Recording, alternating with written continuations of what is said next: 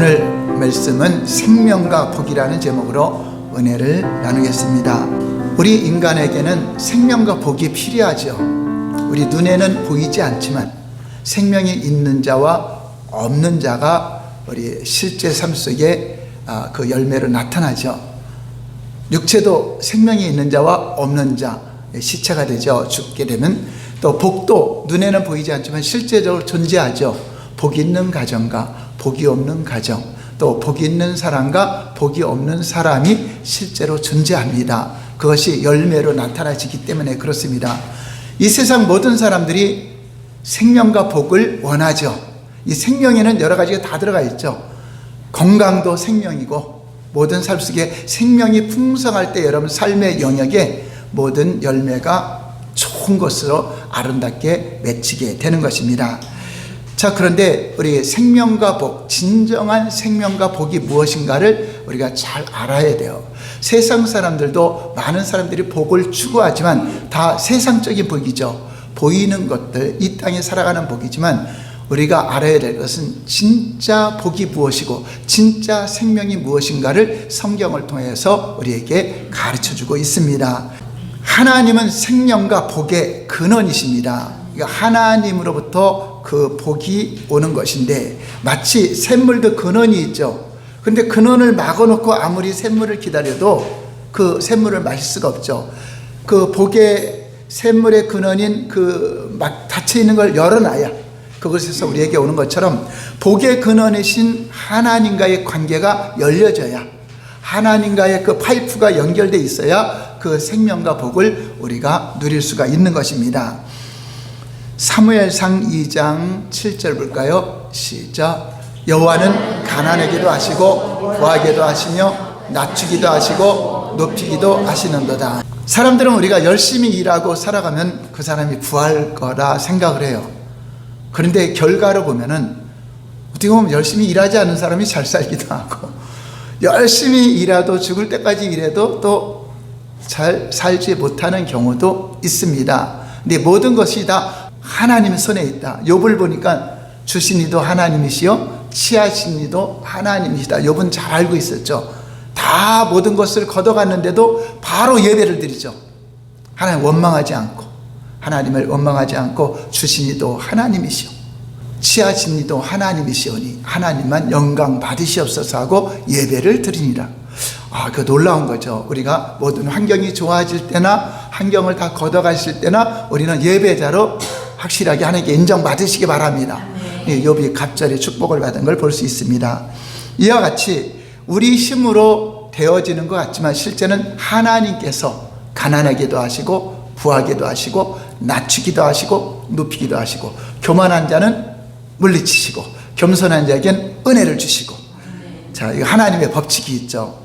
자, 그런데 거짓 신앙 체계의 또 한 다른 축은 기복 신앙이라는 것입니다. 기복 신앙이 왜 거짓 신앙인가? 우리가 복을 추구하고 복 받기를 원해서 종교 생활하고 하나님께 나오는데 이것이 왜 거짓 신앙인가? 오늘 말씀을 잘 들으시면 기복 신앙이 왜 거짓 신앙인가를 쉽게 분별할 수가 있는 것입니다. 거짓 신앙 체계에는 우리가 지금까지 들어봤죠. 율법주의, 자기 의를 힘입는 율법주의, 또 기복신앙은 세상의 그 복을 추구하는 목적을 위한, 모든 종교가 다 그 복을 받기 위해서 가죠. 이 기복주의라고 하는 것인데, 또 인본주의, 신본주의, 하나님 중심으로 우리가 살아가는 것이 아니라 인간 중심으로 살아가는 것을 인본주의라고 하는데, 이것을 거짓 신앙 체계라고 성경은 가르쳐주고 있습니다. 근데 인본주의는 어떻게 보면 사람 중심으로 그 사람 입장에 생각해서 말하게 돼요. 그게 굉장히 좋은 것 같아요. 근데 그리스도인들은 인본주의보다 뭐죠? 하나님은 어떻게 보시느냐? 신본주의가 참신앙이죠. 그래서 우리 그리스도인들은 상담할 때 그 사람 입장에 상담하는 것이 아니라 하나님의 관점에 상담해 줘야 돼요. 그 사람 입장에서 이루어주고 이것이 상담이 아니라 하나님이 그 문제를 보실 때 어떻게 평가하는가. 그래서 신본주의 참 신앙을 가진 사람만이 진짜 상담자가 될 수 있어요. 성경이 말하는 복을 이해하는 데 있어서 매우 중요한 구절인데, 바로 오늘 본문 말씀을 잘 보시면은 어떤 것이 진정한 생명이고 복인가를 잘 설명해 주고 있습니다. 첫 번째 한번 읽어볼까요? 시작. 하나님이 생명과 복이십니다. 우리는 복을 어떻게 생각하죠? 하나님이 주시는 어떤 거 많은 걸 가지면 복이라고 생각하잖아요. 하나님이 주시는 손으로 나오는 복을 생각하는데 진짜 복은 하나님 자신이 복이시다. 그 개념이 바뀌어야 돼요. 하나님이 복이시기 때문에 모든 좋은 은사와 선물이 다 빛들이 하나님부터 오는 거죠. 근원이라고는 그런 의미입니다.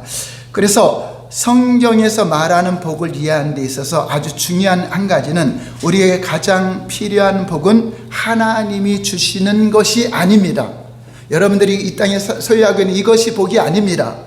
물론 그것도 복이라고 일반적인 복이라고 할 수 있지만 하나님 그분 자체가 복이십니다.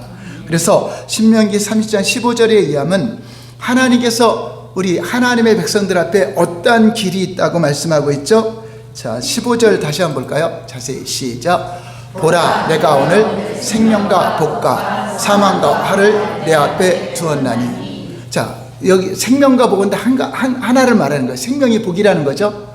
사망은 화, 저주죠. 사망은 저주. 생명의 길과 사망의 길, 두 가지 길밖에 없어요. 우리 인간 앞에는, 우리 모든 사람들 앞에는 생명의 길이냐 사망의 길이냐, 천국의 길이냐 지옥의 길이냐, 중간은 없어요. 중간은 없어요. 원래는 우리 사람을 만들었을 때는 생명과 복만이 있었어요. 우리 길에는, 아담과 하와의 길에는. 에덴 동산에 생명이 풍성히 넘쳐져. 부족함이 있었어요 없었어요? 없었어요. 자, 그런데 이 죄가 들어옴으로 말미암아 하나님 말씀을 거역하고 복의 근원이신 하나님을 거역했더니 그 복이 끊어지니까, 하나님과의 관계가 끊어지고 하나님의 그 연결된 그것이 끊어지니까 뭐가 끊어지죠? 생명이 끊어지죠. 사망이 오게 되고, 복 대신 뭐가 오죠? 화가 오게 되고, 저주가 임하게 되고. 그리고 우리 인간이 바로 이렇게 하나님과의 관계가 끊어짐으로 말미암아 사망과 저주, 그러한 운명이 된 것입니다. 그래서 하나님은 우리 인간들을 다시 구원하기 위해서 예수 그리스도를 보내주셨고, 우리 대신 저주를 당하셨고, 우리 대신 화를 당하셨고, 우리의 사망 대신 생명을 우리에게 주신 것입니다. 그리고 예수님도 내가 곧 생명이다, 주님 자체가 생명이라고 말하고 있죠. 자, 그래서 이렇게 우리 앞에 생명과 복과 사망과 화가 있는데 우리 하나님은 무엇을 택하라고 하는가? 19절 말씀 볼까요? 시작. 내가 오늘 하늘과 땅을 불러 너에게 증거를 삼노라. 내가 생명과 사망과 복과 저주를 내 앞에 두었은즉 너와 내 자손이 살기 위하여 생명을 택하고. 자, 하나님이 강제로 우리를 이끌어 가세요. 우리의 자유의지를 존중해줘요. 그러니까 하나님이 우리 지정의, 인격 안에는 자유의지가 있어요. 하나님은 강도가 아니시죠. 하나님은 인격자세요. 강도는 강제로 칼 들고 들어가 돈 내놔 그러죠. 자, 문도 강도는 그냥 열고 들어가요, 담 넘어서 들어가요. 하나님은 강도세요, 인격자세요. 그래서 우리를 존중해 주는 거예요. 우리 인격을 존중해 줘요. 하나님의 인격을 만드시고 인격을 무시하지 않으세요.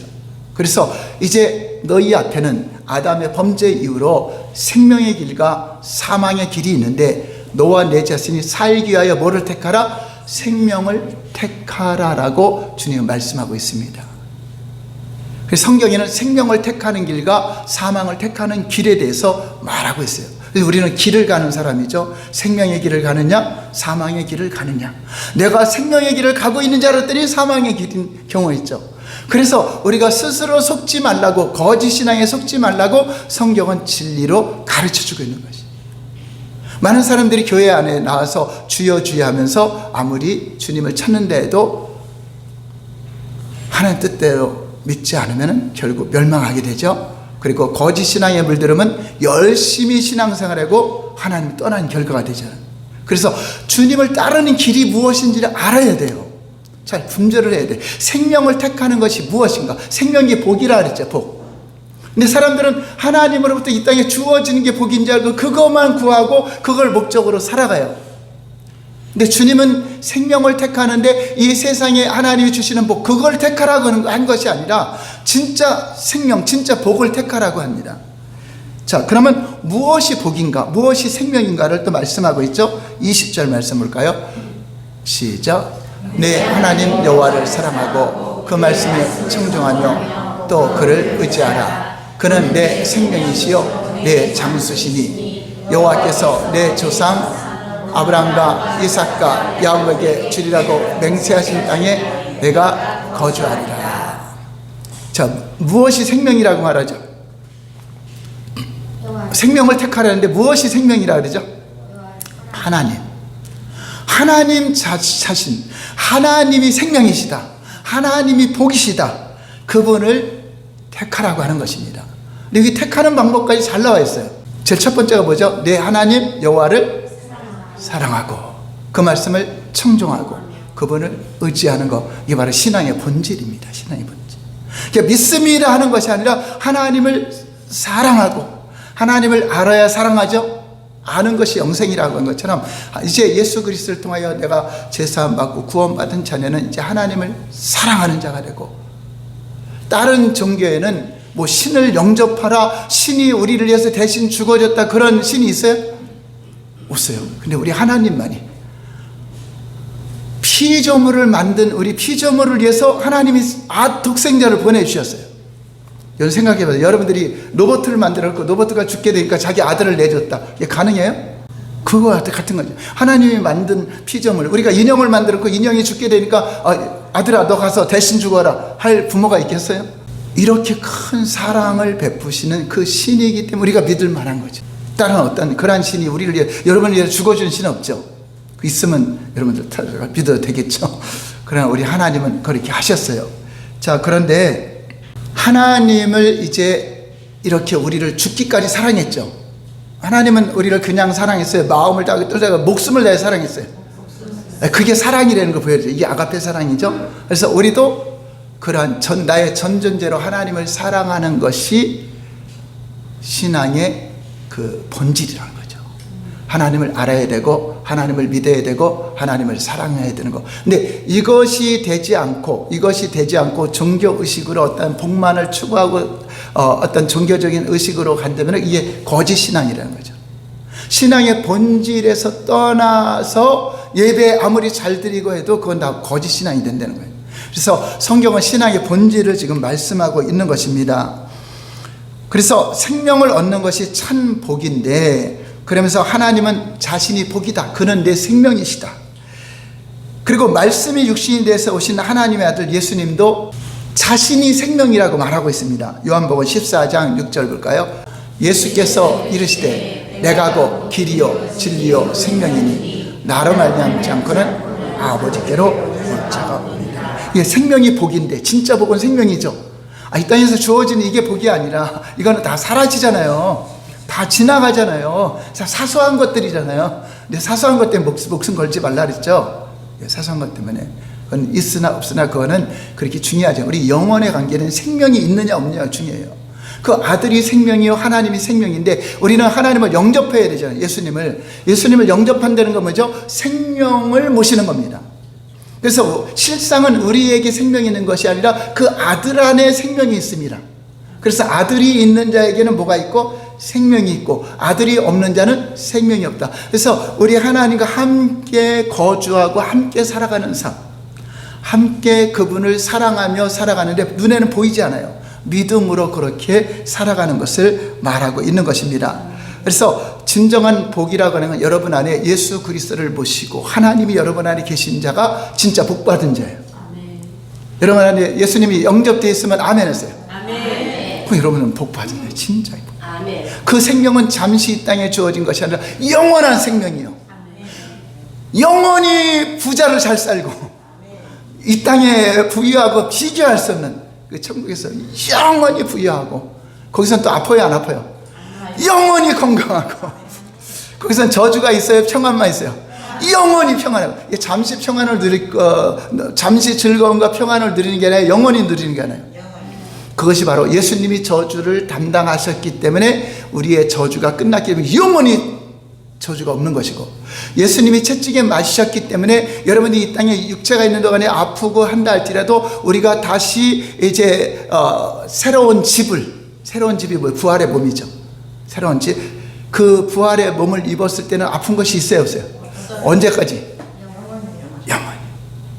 근데 그 예수님이 생명이 없으면 이 땅에서는 잠시 평안한 거 좋은 것 같은데 영원히 아프죠.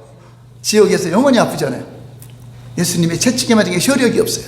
영원히 저주받죠. 그러니까 여러분들이 우리가 눈에 보이지 않지만 예수님이 저주를 당하시고 예수님이 저주의 나무에 달리시고 또 징계를 받으시고 채찍에 맞으시고 예수님이 피 흘려주신 이것은요 영원한 효력이 있는 것이에요. 그래 그분이 우리 안에 있을 때 진짜 그 사람을 복받은 사람이다, 복이 있는 사람이다 하는 것입니다. 이게 세상에 있는 하나님의 손으로 주어지는 거에 관심 갖지 말고 하나님 자신을 구하는 거죠. 예전에 그 어떤 글에 보니까 거지 셋이 있었는데 왕이 지나가다가 소원 한 가지씩 말해라 그러니까 그 사람 일단 거지니까 돈이 없잖아요. 돈을 구했어요. 재물을 구했어요. 근데 한 사람은 뭘 구했냐, 돈만 많으면 건강해야 되니까 건강을 구했어요. 그래서 세 번째는 너는 뭘 구하느냐, 저는 왕을 구합니다. 그러냐. 그래서 그 사람은 데리고 와서 왕비가 됐어. 자, 누가 최고 복 받은 거예요? 예수님과 결혼한 사람이 최고의 복이죠. 그러니까 예수님이 주시는 그 복이나 이 땅에 주는 것은 잠시뿐이란 말이에요. 이게 진정한 복이 아니라 예수님 그 자체, 신랑이신 그 자체, 하나님 그 자체를 여러분이 섬기는 자가 최고 복을 받은 사람입니다. 아멘? 그것을 우리가 간증하고 그것을 증거하는 것입니다. 그래서 우리는 그분이 가난의 집으로 부여키는 건 영원한 부여, 빼앗길 수 없는 영원한 부여함이 되는 것입니다. 자, 한금률, 두 번째 한금률입니다. 자, 성경에는 이 한금률에 대해서 잘 나와 있습니다. 그래서 한금률은 하나님과의 관계에서 매우 중요한 한금률이 있어요. 그럼 한금률이 뭐냐면 마태복음 7장 12절 말씀을 인용해서 예수님이 가르쳐주는 한금률입니다. 시작. 그러므로 무엇인지 남에게 대접을 받고자 하는 대로 너희도 남을 대접하라. 이것이 율법이요 선지자니라. 여러분이 어떤 대접을 받고 싶으면 받고 싶은 대로 대접해. 내가 그 사람을 무시하면 그 사람도 날 무시하는 거고, 내가 그 사람을 존중히 여기면 그 사람을 존중히 여기고, 그것이죠. 근데 하나님은 이 한금률을 그대로 적용하십니다. 신약이나 구약이나 우리에게 그 한금률을 통해서 일하시는데, 말라기 3장 7절 볼까요? 시작. 만군의 여호와가 이르노라. 너희 조상들의 날로부터 너희가 나의 규례를 떠나 지키지 아니하였도다. 그런즉 내게로 돌아오라. 그리하면 나도 너에게로 돌아가리라 하였더니 너희가 이르기를 우리가 어떻게 하여 돌아가리까 하니까. 자, 지금 이스라엘 백성들은 성전에 와서 예배를 드려요. 지금 말라기서에 보면 형식적인 예배죠. 눈 먼 거 저는 거 갖다 드리고 예배를 드려요. 자, 그런데 주님은 너희가 다 나를 떠났다는 거예요. 근데 그들은 성전에 와 있으니까 하나님 떠났다고 생각해요? 안 떠났다고 생각해요? 그리고 언제 떠났습니까? 그러니까 그래서 하나님은 교회에 오는 것이 아니라 내게로 돌아와라. 이스라엘 백성들을 가나안 땅으로 옮기는 게 아니라 내게로 인도한 것처럼, 성전으로 인도한 것처럼 하나님께로 인도된 것이기 때문에 내게로 돌아왔으니까 어떻게 돌아왔는지 몰라요. 여러분들은 하나님 떠났습니다. 하나님께로 돌아오셔야 됩니다. 그래야 생명이 있습니다. 한다면 여러분들이 목사님 어떻게 돌아가야 됩니까? 그렇게 질문하겠죠. 여러분들이 아니까 질문은 안 하겠지만 모르는 사람들은 질문할 게 있잖아요. 그래서 여러분 주일날 설교 잘 들으면 하나님께 돌아오는 방법을 가르쳐 주잖아요. 돌아오는 방법은 예배 잘 드리는 거예요? 종교의식 잘하는 거예요? 신앙의 본질로 들어오는 거예요?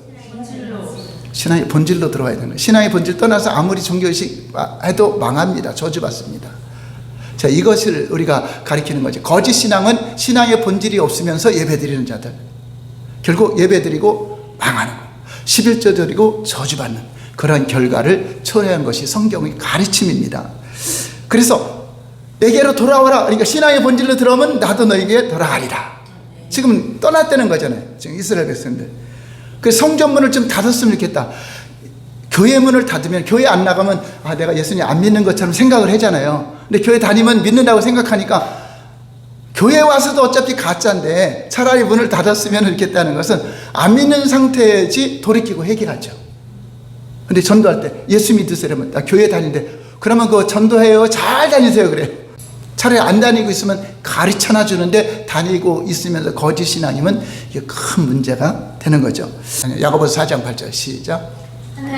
가까이 하라. 그러면 너희를 가까이 하시리라. 죄인들아 손을 깨끗이 하라. 두 마음을 품은 자들아 마음을 성결하게 하라. 너희가 하나님을 가까이 하면 나도 가까이 하리라. 하나님은 우리에게 가까이 하고 싶은데 우리가 하나님을 가까이 하네. 하나님을 가까이 하는 건 뭐죠? 그분은 거룩하고 깨끗한 분이기 때문에 우리가 예수님을 영접하고 회개해야죠. 죄가 있으면 하나님 가까이 오고 싶어 못 오시죠. 그러니까 손을 깨끗이 하고 마음을 성결하게 했을 때 더 가까이지고, 여러분들이 깨끗하게 살아갈 때 더 친밀해지고 주님의 음성이 더 잘 들려지고, 여기 죄로 막 물들어 있으면 하나님이 비춰져도 하나님의 음성이 섞여갖고 안 보여요. 근데 이것을 깨끗이 하면 주님의 음성이 확실히 들려지고 주님이 바르게 보이게 되죠. 너희가 나를 사랑하면 나도 너를 사랑하리라. 우리는 이미 사랑하고 있지만 우리가 반응할 때 사랑한다는 거죠.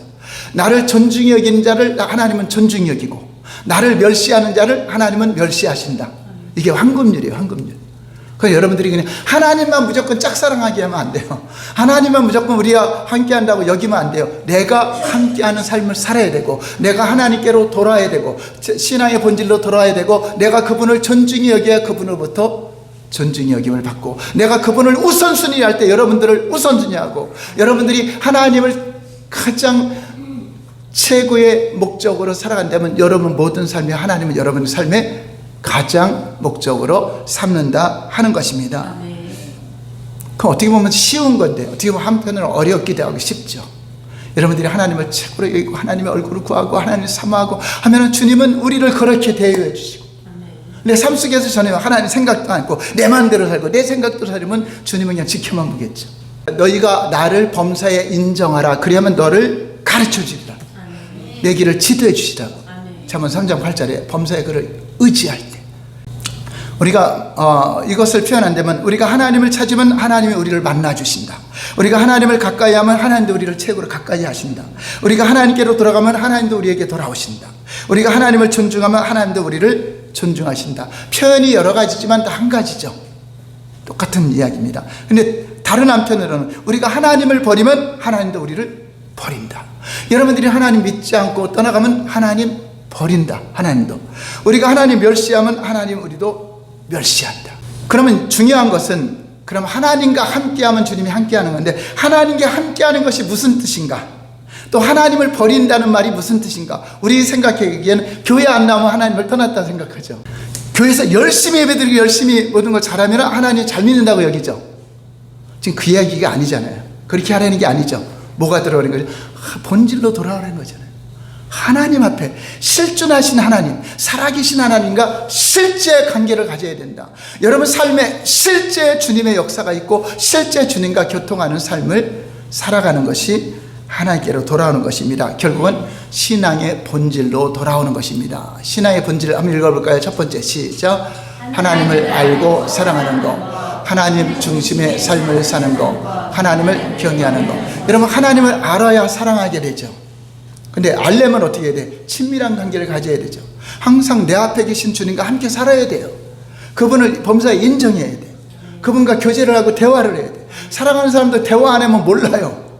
대화를 하고 그러니까 하나님의 마음을 내가 느끼고 내 마음을 주님의 느끼고, 이게 사랑의 관계죠. 그럴 때 내 인간 중심으로, 자기 중심으로 살아요? 하나님 중심으로 살아요?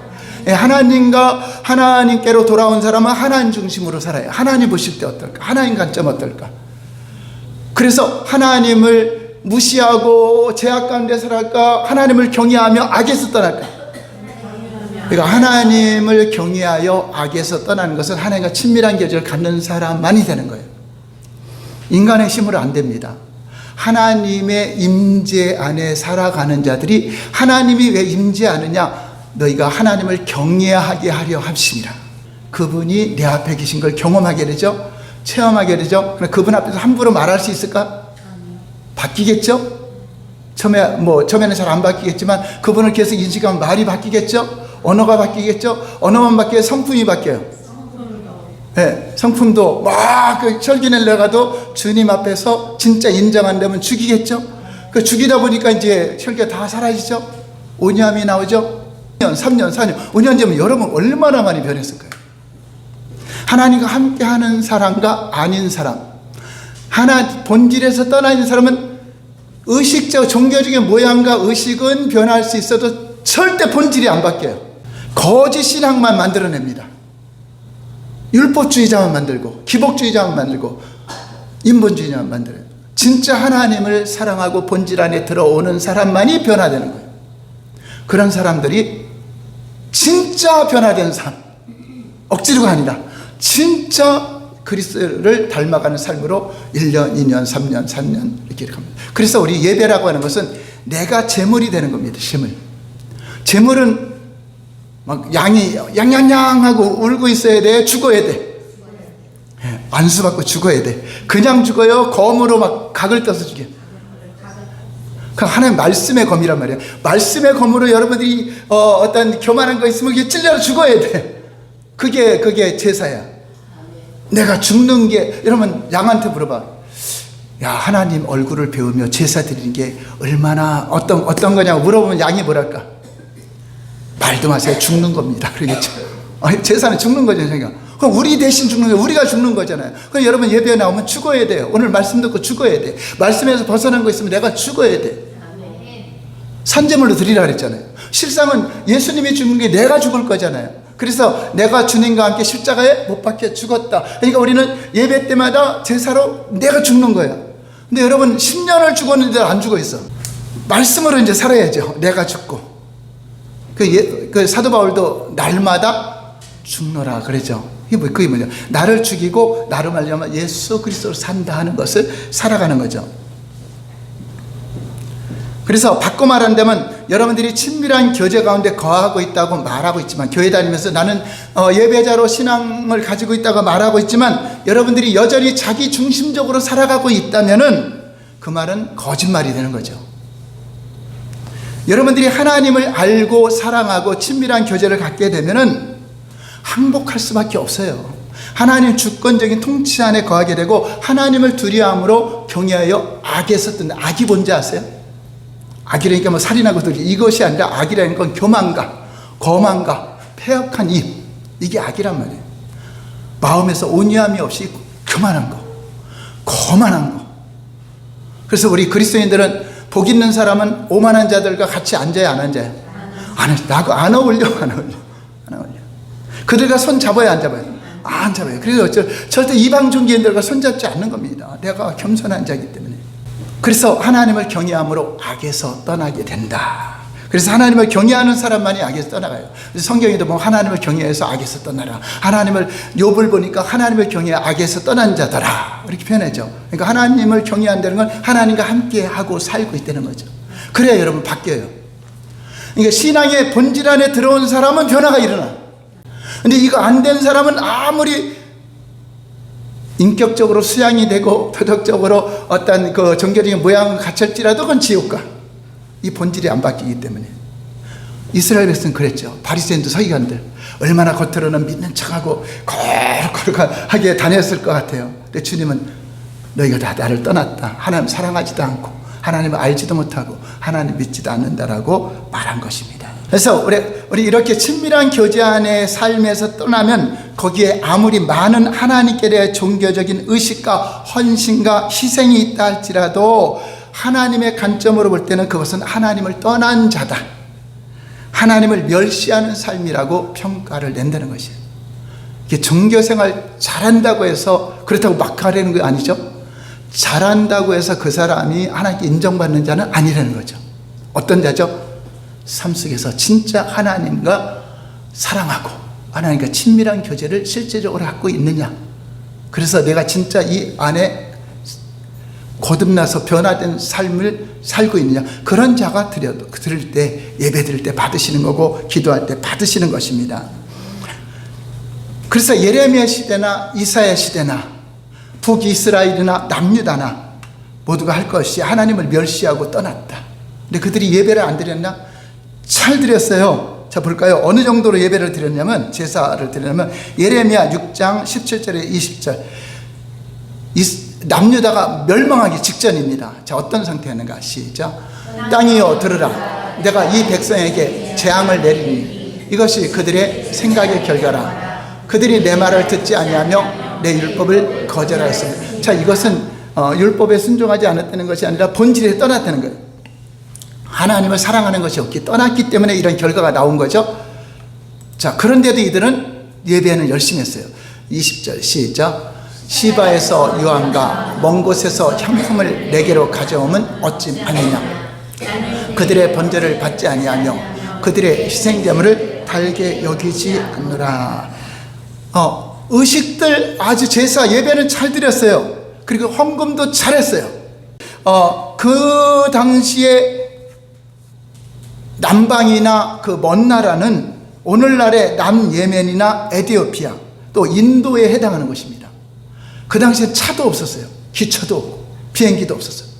근데 그 먼 곳에까지 가서 향품을 사다 하나님께 제사를 드렸으니 이들 생각에는 하나님을 멸시한다고 생각할까요? 존중한다고 생각할까요? 안식일이면 또 6월절이나 절기 때문에 이스라엘 백성들이 수많은 성전문에 들어왔어요. 예레미야 7장 2절 볼까요? 시작. 너는 여호와의 집 문에 서서 이 말을 선포하여 이르기를 여호와께 예배하러 이 문으로 들어가는 유다 사람들아 여호와의 말씀을 들으라. 지금 세상에 있는 사람에게 하는 게 아니라 교회에 들어오는 교회 입구에서 하나님 말씀을 들으라. 너희는 하나님을 다 떠났다. 하나님이 이 성전문을 닫았으면 좋겠다. 너희들 드리는 거 다 받지 않는다 그러면 들어가면서부터 그냥 기분 나쁘겠죠. 그건 뭐죠? 하나님께 본질로 돌아오라는 거잖아요. 예배만 드리지 말고 본질로 돌아오라는 거예요. 여러분 삶에서 돌아오라는 거잖아요. 여러분 마음에서 진짜 하나님께로 돌아오라고. 그들에게 당신들은 하나님을 멸시하는 겁니다 한다면 당연히 그들은 자신들이 하나님과 함께하고 하나님을 존중한다고 여겼을 것입니다. 하나님께 대한 많은 의식과 희생들이 그들에게 있었지만 실상은 그들의 삶은 철저하게 신앙의 본질에서 떠난 자기 중심적으로 살아가는 자들이었어요. 세 번째, 복과 신앙의 본질은 무엇인가? 우리가 신앙의 본질인 하나님을 알고 나의 전존재로, 전존재라는 건 뭐죠? 마음을 다하고 뜻을 다하고 성품을 다하고 목숨을 다하여 하나님을 사랑하는 삶, 항상 그게 먼저 나와 있어요. 뭐든지 하나님을 사랑하며 하나님을 그 다음에는 사랑하기 때문에 나오는 겁니다. 그럴 때 하나님은 너희와 함께 할 것이고 너희 기도에 응답할 것이고 그렇지 않으면 너희가 많이 기도할지라도 내가 귀를 막을 것이며 눈을 가린다고 성경은 계속 말하고 있잖아요. 이 한금률을 여러분 기억하시래요. 한금률. 하나님이 우리와 함께 하시면 그때 그것이 우리에게 생명이 되고 복이 되어서 그분 안에 있는 모든 생명이 여러분 삶 속에 넘치는 것이죠. 넘치는 거죠. 그러면 여기서 생명이, 하나님의 생명이 넘치는 것을 무엇을 표현했을까? 그것은 하나님의 실제 경험한다는 거죠. 실제 체험, 가짜로 기뻐하는 게 아니라 진짜 기뻐하고 진짜 감사하고 진짜 평안하고 진짜 삶 속에서 그걸 누릴 수 있다. 한번 따라서 할까요? 이렇게 기쁠 수 있을까? 네, 세상에서 주는 기쁨과 비교가 안 되니까 제가 표현한다면 이렇게 행복할 수 있을까? 이렇게 기쁠 수 있을까? 이렇게 평안할 수 있을까? 이거는 말로 표현이 안 돼서 제가 이렇게라는 표현을 하는 거예요. 이것을 날마다 누리게 돼요. 상황과 상관없이. 예를 들어서 아브라함은 막연하게 하나님이 계시구나. 그래서 하나님 앞에 내가 규례를 만들고 뭐를 만들어서 이렇게 철저하게 규례를 지키고 희생을 잘 드리면 하나님이 기뻐할 것이다. 그렇게 하나님을 섬겼어요. 실제적인 하나님을 섬겼어요.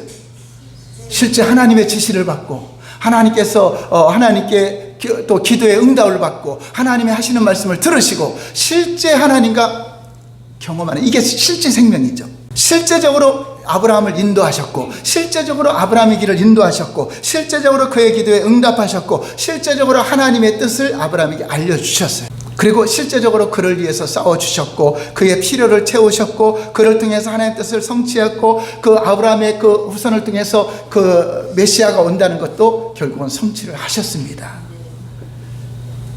그래서 여러분 삶 속에 실제적인 하나님의 역사를 체험하고 경험하는 것이 하나님의 생명이 여러분들 통해서 풍성하게 나타내지는 겁니다. 처음 믿을 때보다 지금은 더 하나님의 풍성함을 더 많이 경험하고 더 많이 누리고, 이게 풍성이란 말은 파도처럼 막 밀려오기 때문에 하나님 그만이요 할 정도로 그래도 밀려오는 거, 이러한 풍성함을 날마다 경험하시기 바랍니다. 하나님이 생명이기 때문에 여러분 삶 속에 하나님의 실제적인 모든 생명이 넘치게 되어 있다. 하나님의 약속이 우리에게 성취되는 것도 실제 하나님의 생명이 나타나는 것입니다. 그래서 우리에게 향하신 하나님의 약속은 이론적인 것이에요, 실제적인 것이에요?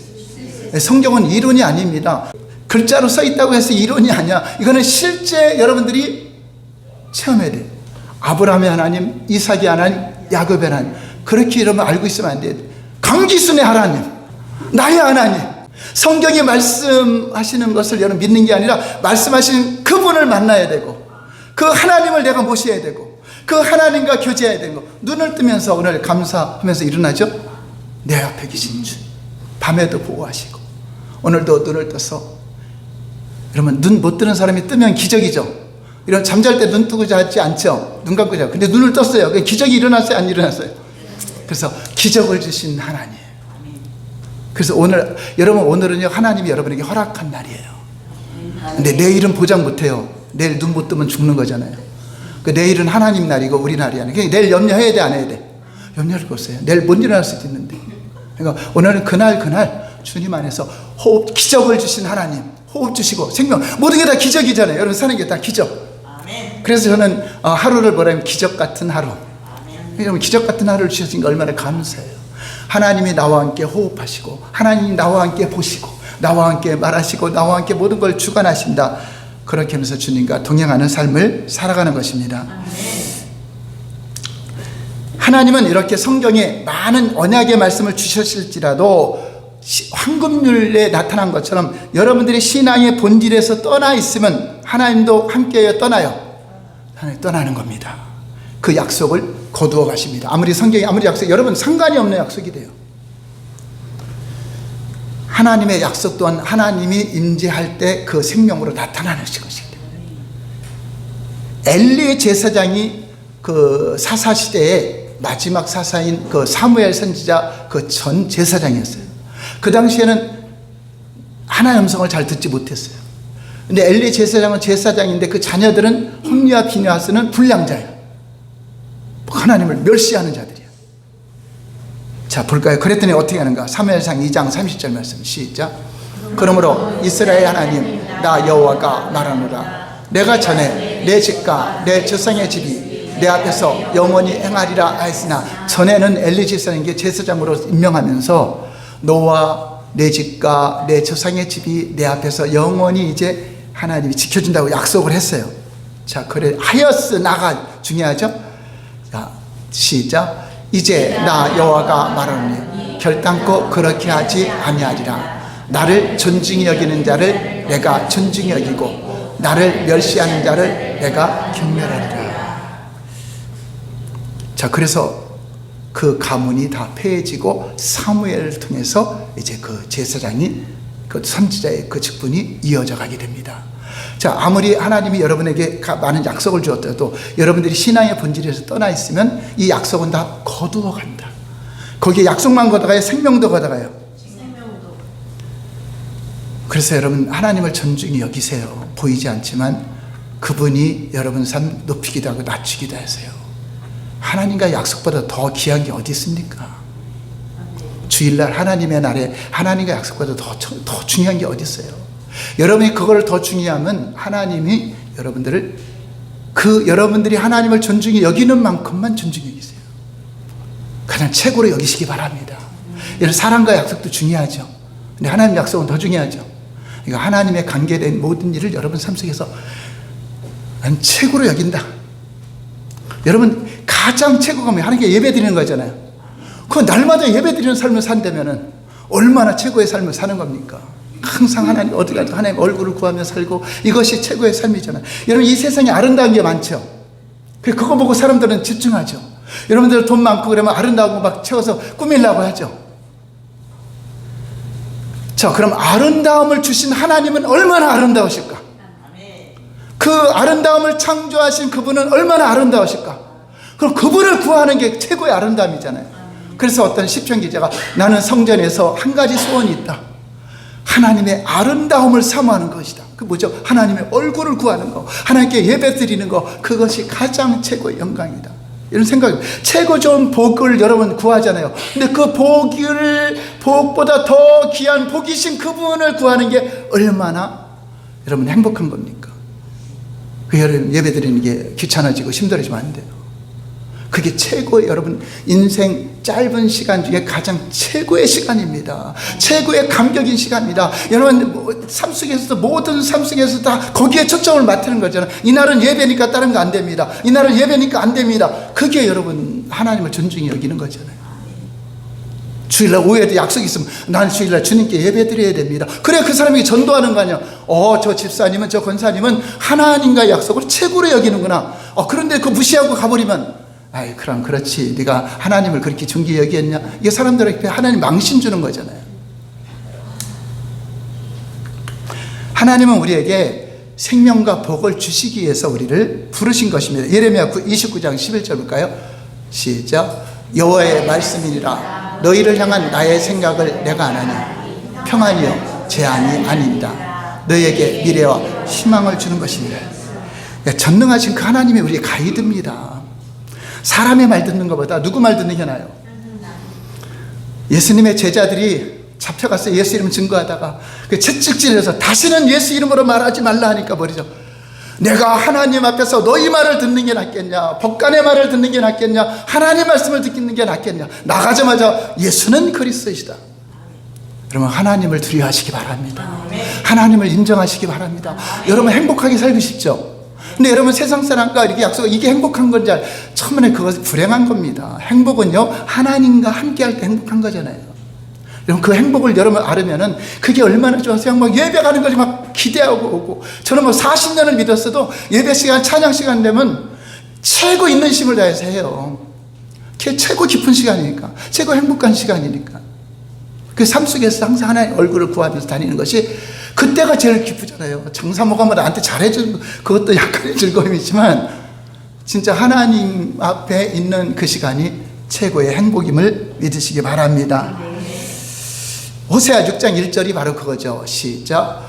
오라 우리가 여호와께로 돌아가자. 여호와께서 우리를 치셨으나 도로 낫게 하실 것이요 우리를 치셨으나 싸매어 주실 것입니다. 이스라엘 백성들이 왜 망했느냐? 제사를 드리고 왜 망했느냐? 누구한테 안 들어와서? 하나님께로. 그래 하나님께 돌아가는 게 어떤 것이냐니까 여호와를 힘써 알자. 하나님을 아는 게 돌아오는 거예요. 하나님 얼굴을 구하고 아는 것이죠. 하나님은 하나님을 소유한 자에게는 성부 하나님이 여러분 하나님의 자녀된 권세를 주시고, 성자 예수님 우리의 죄를 사하시고 예수님과 한몸된 존귀한 신분을 만들어 주셨고, 성령으로 인치시고 자녀인 것을 보증하시고 하늘의 영원한 상속의 보증으로 성령을 보내주세요. 이 복이 여러분에게 주어진 것입니다. 영원한 약속의 복입니다.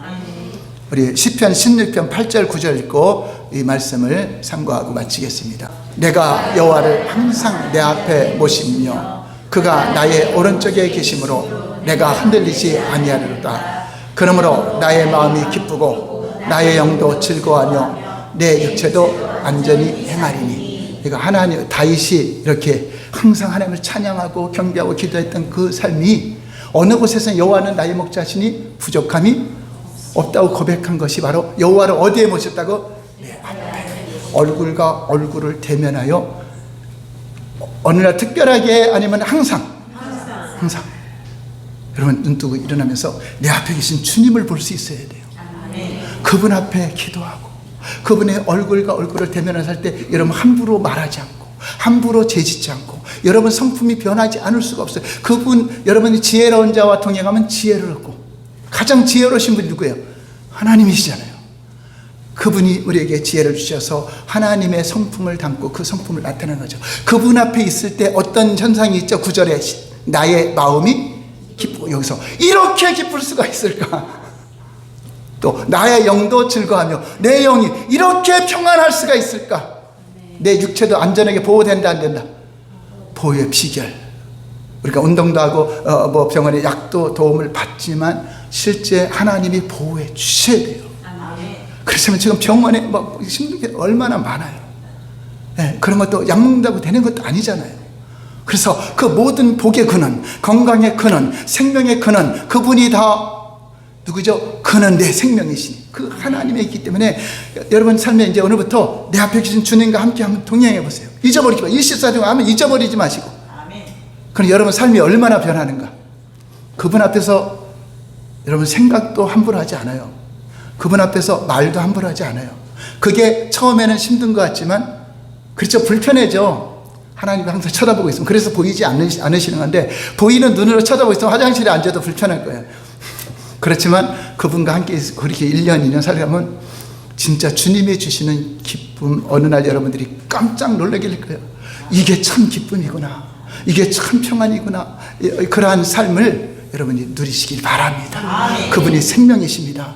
첫째 신앙의 본질은 그 생명이신 그분이 영접하여 그분이 내 앞에 계신 거, 그분을 사랑하는 거, 그분의 말씀에 청종하는 거, 그분의 지시에 따라 내가 하나의 관점으로 살아가는 것입니다. 이러한 삶이 되시기를 예수님 이름으로 축원합니다. 기도하겠습니다.